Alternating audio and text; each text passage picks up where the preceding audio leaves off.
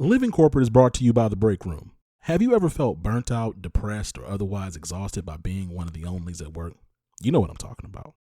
Hosted by Black psychologists, psychiatrists, and PhDs, The Break Room is a live weekly web show in the Living Corporate network that discusses mental health, wellness, and healing for Black folks at work. Name another weekly show explicitly focused on mental health, wellness, and healing for Black folks at work. I'll wait. This is why you got to check out The Break Room, airing every Thursday at 7 p.m. Central Standard Time on livingcorporate.tv.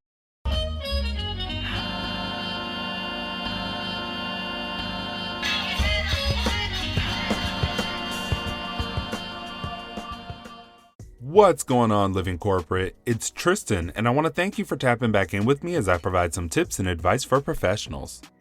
Today, I want to dive into part 2 of creating content on LinkedIn.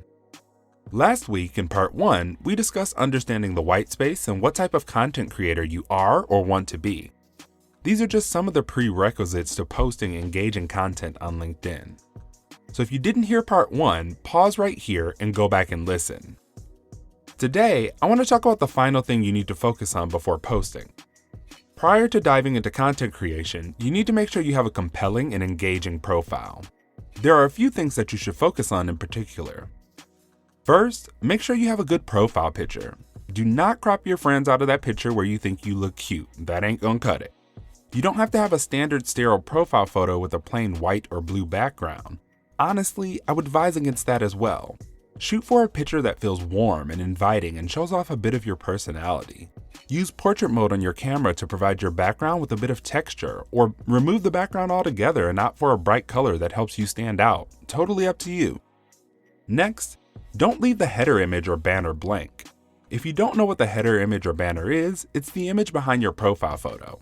Many people don't know that you can and should change it. If you don't have Photoshop in your skill set, then hop over to Canva to create one.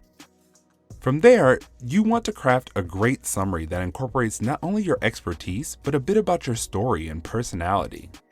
Many of us still see LinkedIn as a stuffy professional social networking site, but LinkedIn has been working diligently to lean more into that social network side by creating more spaces for people to share their stories. Take advantage of that. Don't be afraid to mention some things that you do and interests you have outside of work too. Another area you'll want to check out is the featured section on your profile. There you can feature interesting and engaging content like videos, articles, or presentations.